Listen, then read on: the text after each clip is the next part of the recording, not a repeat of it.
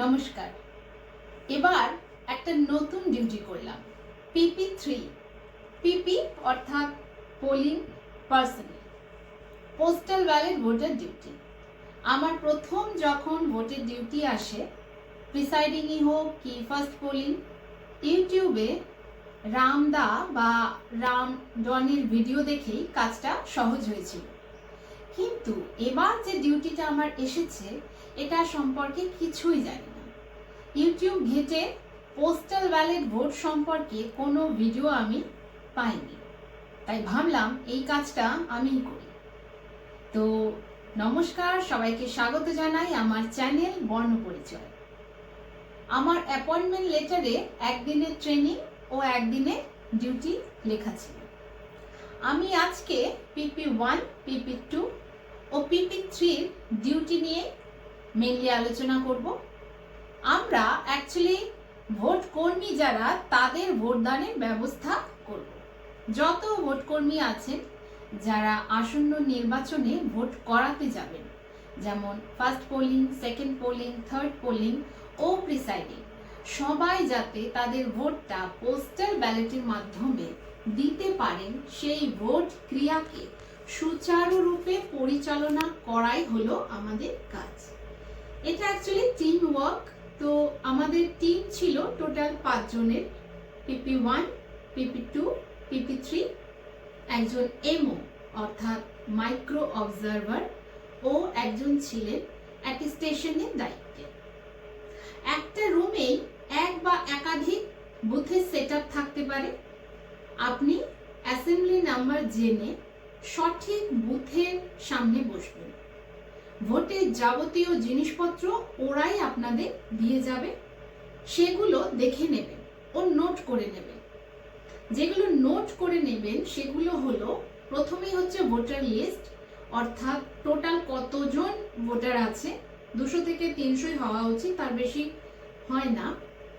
Postal ballot paper কত serial number থেকে কত সিরিয়াল নাম্বার পর্যন্ত দেওয়া হয়েছে ও টোটাল কতটা দেওয়া হয়েছে, বড় খাম, ছোট খাম, মেটাল সিল ও PP1 এর একটা সিল ও 13A ফর্ম, যেটা আসলে ডিক্লারেশন ফর্ম, একটা রেজিস্টার খাতা, এছাড়াও স্টেশনারি আরো টুকিটাকি জিনিসপত্র থাকবে। যেহেতু ভোট কর্মীরা ট্রেনিং শেষ করে সবাই একসাথে ভোট দিতে আসবেন, তাই ভিড় হবে, তাই কিছুটা কাজ এগিয়ে রাখতে হবে।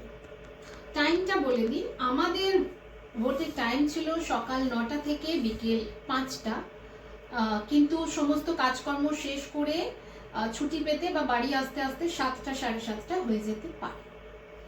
পোস্টাল ব্যালট ড্রপ বক্স, যেটা মেইনলি একটা ট্রাঙ্ক, যেটা আগে থেকে সিল করতে হবে। একজন পোলিং পার্সোনাল পুরো বিষয়টা ভিডিও করবেন, আর একজন প্রথমে ট্রাঙ্ক খুলে খালি ট্রাঙ্ক সবার উপস্থিতিতে দেখিয়ে বন্ধ করে তালা দেবেন ও মার্কিন কাপড় দিয়ে মুড়ে গালা সিল করবেন মেটাল সিল দিয়ে। এরপর মোমবাতি, দেশলাই, গালা, মেটাল সিল ট্রাঙ্কের কাছে রেখে দিতে হবে ভোটদাতাদের জন্য, আর স্টেপলারও রেখে দিতে হবে তাদের জন্য। PP1 অর্থাৎ ফার্স্ট পোলিং ব্যালট ইস্যু করবেন। পোস্টাল ব্যালট পেপারের পেছন দিকে স্ট্যাম্প দিবেন।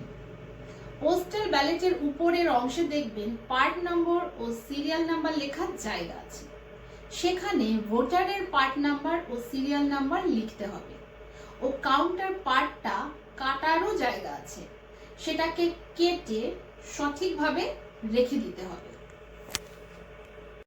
এই কাউন্টার পার্টগুলো 10টা 10টা করে স্টেপল করে নিতে হবে এবং একটা বড় খামে ভরে রাখতে হবে। বড় খামের উপরে লিখতে হবে venue name, assembly number, date এবং টোটাল কটা কাউন্টার পার্ট আছে সেই হিসেবটা লিখে রাখতে হবে। আচ্ছা, সবার আগে যেটা বলতে হতো সেটা হচ্ছে, আগে দেখতে হবে যিনি ভোট দিতে এসেছেন তার নাম ভোটার লিস্টে আছে কিনা। যদি ভোটার লিস্টে নাম থাকে তাহলে তাকে দিয়ে সে ভোটার লিস্টে একটা সাইন করার জায়গা আছে, সেখানে সাইন করাতে হবে। কিন্তু যদি ভোটার লিস্টে নাম না থাকে তাহলে কিন্তু তিনি ভোট দিতে পারবেন না। আচ্ছা, PP2 কি করবেন? রেজিস্টার খাতা আগে থাকতে যেটা রেডি করে রাখবেন দাগ টেনে, তো সেখানে লিখে রাখবেন serial number, assembly number, part number, epic number, voter name এবং সাইন করার জায়গা।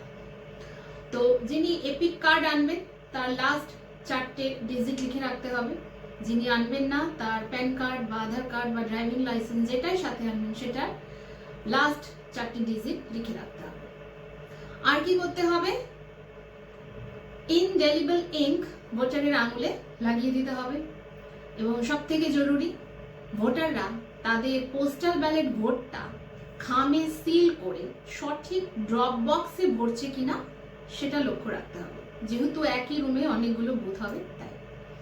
আচ্ছা, ভোট শেষ হলে ট্রাঙ্কের সিল খুলে সব খাম বের করে কাউন্ট করতে হবে। পুরোটা ক্যামেরার সামনেই হবে এবং গুনে দেখে নিতে হবে টোটাল কটা খাম। কাউন্টার পার্টও আগে থাকতে গুনে নিতে হবে এবং কটা ভোট পড়লো সংখ্যাটা যেন মিলে যায় সেটা খেয়াল রাখতে হবে। তো সেই সমস্ত খামগুলো কি করতে হবে? একটা বড় খামে ভরতে হবে। ভরে খামের মুখটা গ্লু বা সেলোটেপ দিয়ে আটকে দিতে হবে এবং উপরে একই রকম ভাবে অ্যাসেম্বলি নাম্বার, পার্ট নাম্বার, ইয়ার, ভেন্যু নাম্বার এগুলো লিখে দিতে হবে।